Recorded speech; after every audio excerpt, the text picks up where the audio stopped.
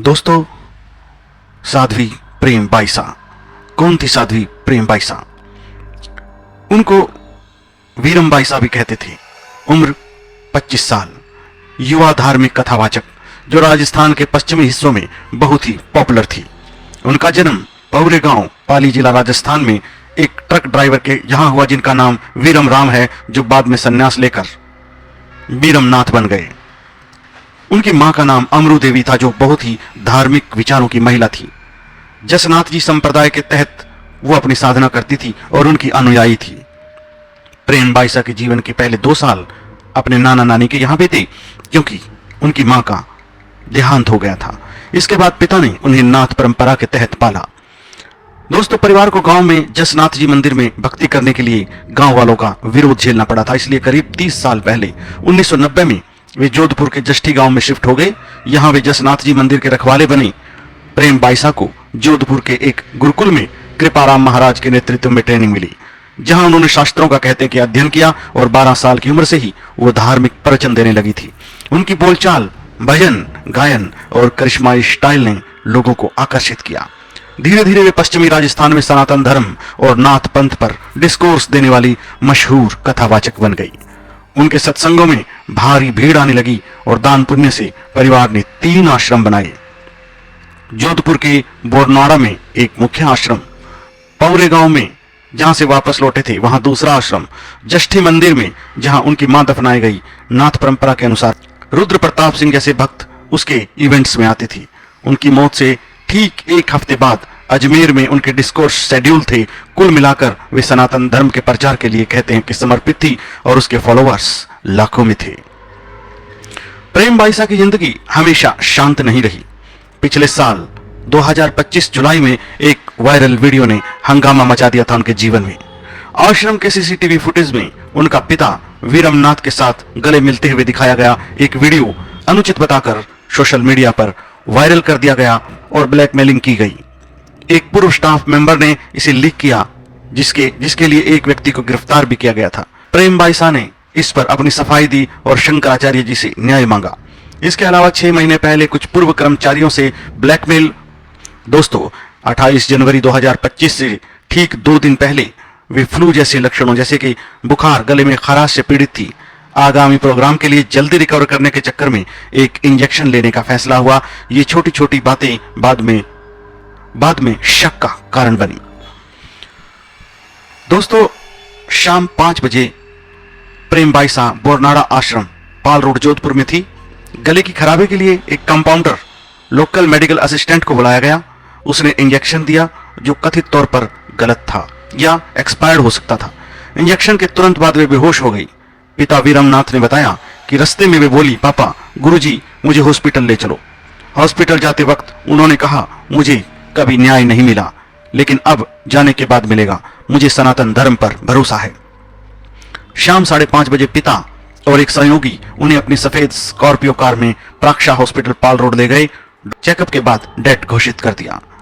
Hospital ने Shastri Nagar police को सूचित किया और बॉडी को एमडीएम हॉस्पिटल भेजने की सलाह दी। शाम 6 बजे के आसपास परिवार एम्बुलेंस लेने से इनकार कर दिया और बॉडी को आश्रम वापस ले आए। वहां भक्त इकट्ठा होने लगे। वीरमनाथ बॉडी के साथ कार में ही सड़क पर बैठे रहे। उन्होंने पोस्टमार्टम करवाने से इनकार कर दिया। रात 9:30-10 बजे प्रेम बाईसा के ऑफिशियल इंस्टाग्राम हैंडल पर एक क्रिटिक पोस्ट आई। इसमें लिखा था, मैंने सनातन धर्म के प्रचार के लिए हर पल जिया। आदि जगत गुरु शंकराचार्य, योग गुरुओं और संतों के आशीर्वाद मिले।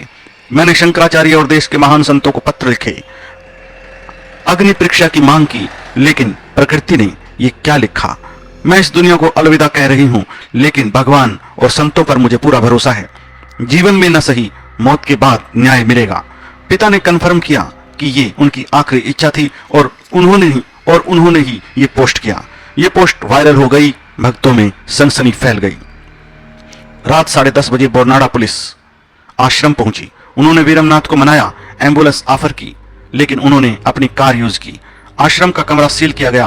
प्रेम बाईसा का फोन, जिसे पिता संभाल रहे थे, पुलिस ने अपने कब्जे में ले लिया। पोस्टमार्टम के लिए बॉडी एमडीएम हॉस्पिटल भेजी गई, जहां मेडिकल बोर्ड ने रिपोर्ट रिजर्व रखी।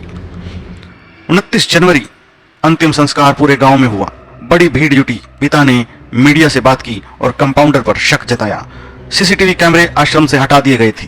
कब और कैसे, ये जांच का विषय है।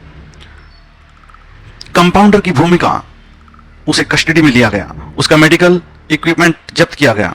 कोई फॉर्मल कंप्लेंट नहीं, लेकिन इंजेक्शन की कंटेंट चेक हो रही है। पिता का कहना है कि इंजेक्शन एक्सपायर्ड था। पोस्टमार्टम मेडिकल बोर्ड ने किया, लेकिन रिपोर्ट अभी तक नहीं आई। ये बताइएगा कि मौत इंजेक्शन से हुई या कुछ और। दोस्तों, मर्डर का एक एंगल ये भी लग रहा है, अनसुलझे सवालों के दायरे में आ रहा है। ये मौत नेचुरल नहीं लग रही, इसलिए मर्डर प्ले का शक है। मुख्य एंगल जो है वो इंजेक्शन से जुड़ा हुआ है। ये एकदम सस्पिशियस है, क्योंकि इंजेक्शन के तुरंत बाद बेहोशी आई। क्या ये पॉइजन था या जानबूझकर गलत डोज? कंपाउंडर पर फोकस है, लेकिन कोई डायरेक्ट एविडेंस नहीं है। पोस्टमार्टम ये सब क्लियर कर देगा।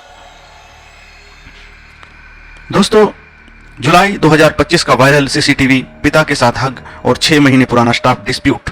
पूर्व कर्मचारियों ने ब्लैकमेल करने का आरोप लगाया था। क्या कोई उनका दुश्मन था जो उनसे रिवेंज लेना चाहता था? प्रेम बाईसा ने शंकराचार्य को लेटर लिखा था न्याय के लिए।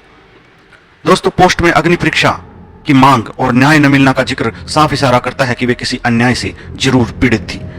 क्या ये सुसाइड नोट था या मर्डर से पहले का मैसेज? पुलिस चेक कर रही है। पोस्ट शेड्यूल था या किसी ने पोस्ट किया? लेटर का कंटेंट अभी सीक्रेट है। आश्रम का मैनेजमेंट, दान से बने आश्रम, प्रॉपर्टी डीलर्स के कनेक्शन, क्या फाइनेंशियल डिस्ट्रीब्यूट था? सीसीटीवी हटाने की टाइमिंग दोस्तों शक पैदा कर रही है।